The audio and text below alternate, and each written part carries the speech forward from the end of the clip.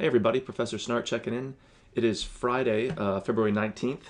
It's like 50 degrees outside, which is weird, but we'll take it, right?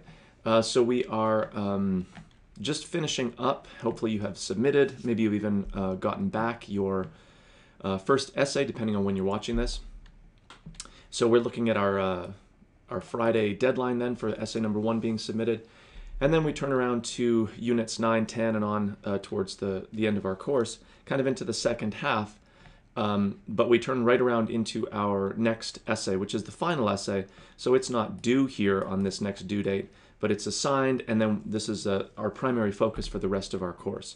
We move through a couple of different steps, obviously, but we're into our kind of next but also last big assignment.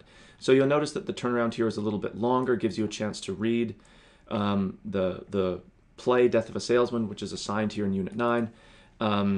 Also sort of to take a break, honestly, from essay number 1, give me time to get them returned to everybody, and also sort of gain some momentum as we get into our last few units here.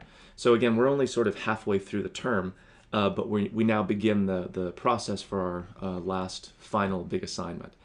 Okay, which we'll look at in just a sec here. So as you are getting feedback from the first essay, obviously you'll get the grade, so you can look at that.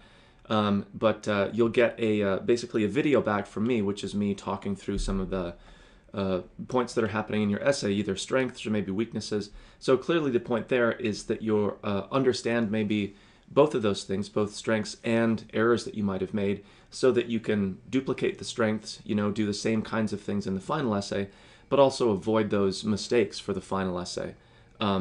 So if there's anything that's unclear, or if I've maybe highlighted something or commented on something, and if you understand why it's wrong, okay, that's fine. But if you don't, then you can always get in touch with me and we can figure that out together. So again, the point is not that you would correct it for essay number 1, which is now sort of finished and behind us, but obviously that you would not make that same mistake as we get into the final essay, okay, which is here, which we'll look at. So again, the reading here is the very famous play, Arthur Miller's Death of a Salesman. There is a video version of that embedded here. You can either watch it right in the browser, you just have to allow the content, which you can figure out how to do in the browser help menu, or if that's too much of a pain in the neck, you can just follow the link and watch it there. So don't watch it instead of reading it, but what I suggest is, because this video, or this made-for-TV version, follows the script quite closely, almost word for word, not quite, but pretty close. You can really sort of read and watch at the same time. So if you write about the Death of a Salesman for your final essay, which many people will probably do, you'll want to quote from the text. So you really are treating the text as the primary thing, but it's definitely a thing that's meant to be visually seen, right?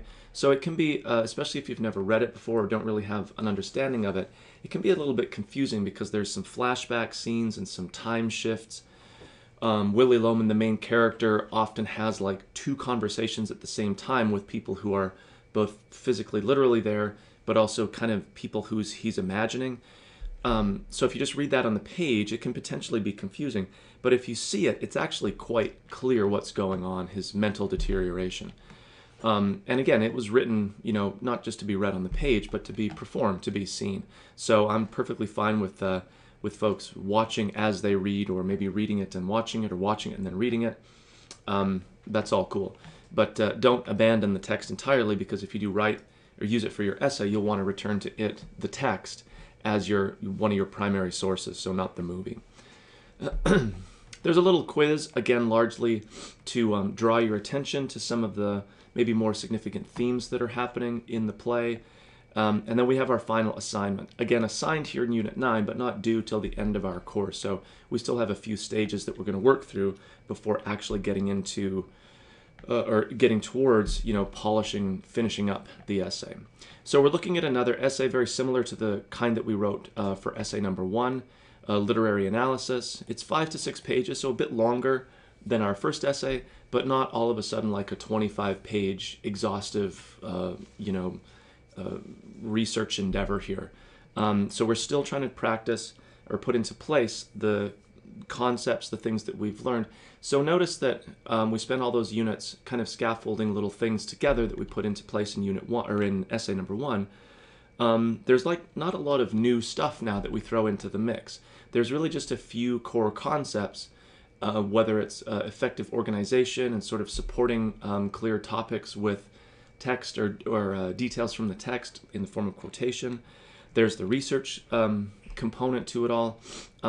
So that's still sort of all we're looking to cover. We're just doing it in a slightly longer format, but honestly not that much longer.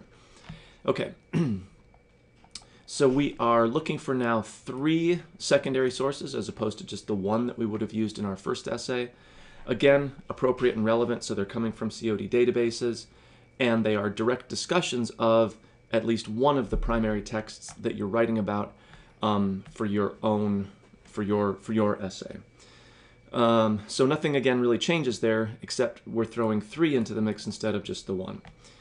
Some reminders about library help, especially useful for the research part of it. There's also the Writing Center here in our Learning Commons on campus, and they do distance or online, like virtual sessions too, so you can actually have them look at a paper or ask them questions without necessarily having to come to campus, or if you're totally off-site. Okay, so the topic.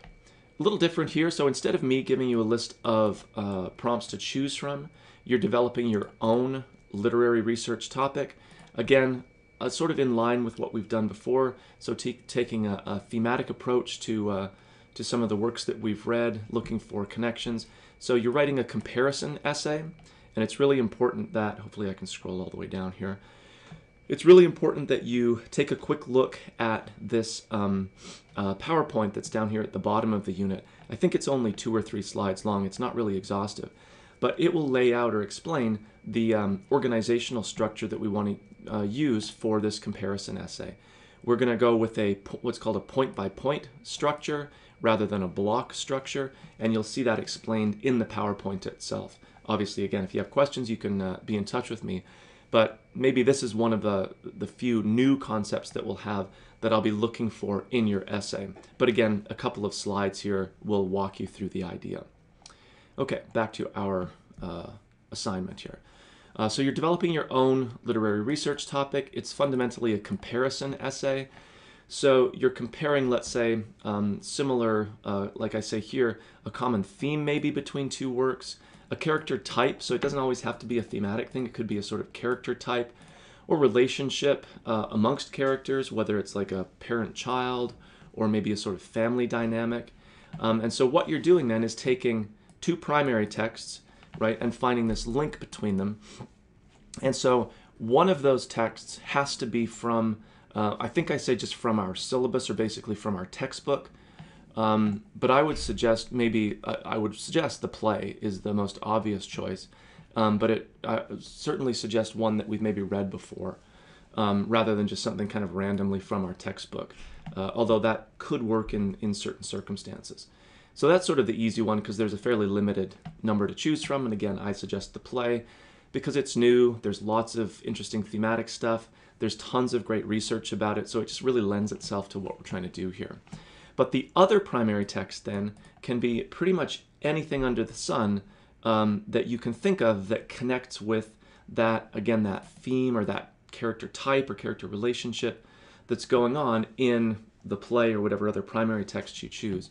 And so again, by text, we're not just thinking about another book or another short story from, our anthology, but it could be just a contemporary book, a modern book that you've read.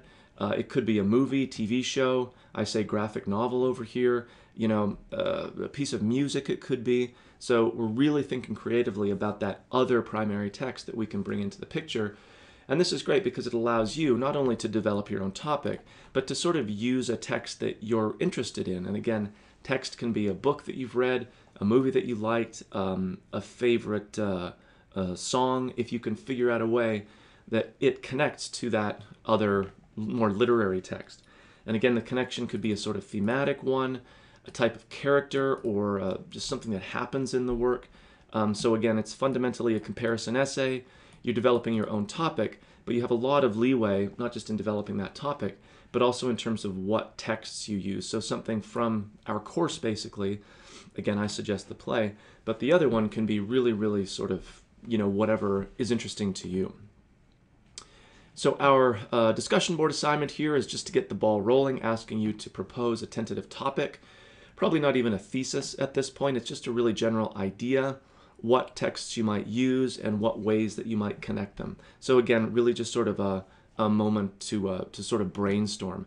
You may even not, the topic you suggest here might not end up even being the one that you end up writing about. It certainly could be, but it's not like you're contractually locked into it just because you propose it here. But it is good to get the ball rolling and to just sort of, be forced to brainstorm a couple of different possibilities. As always, there's the reply portion here, so that can be really useful, especially if you're sort of stuck. You can even suggest that in your topic. You've got maybe some ideas, but you're not quite sure how to move forward. Somebody might reply with a little idea or just something that sparks, the idea that really, really works for you. So we get the ball rolling here. So we do have a little bit longer turnaround then for our next due date, but certainly lots on your plate. So reading the play, watching the play, starting to brainstorm for that first essay, or that second or last essay, I should say. And then, of course, making sure you're reading that assignment really carefully so you understand the expectations and the requirements as far as like designing your own topic, what kinds of text to use, and then, of course, the research component. Okay, so as always, if you have questions, feel free to be in touch with me, and I will talk with everybody soon.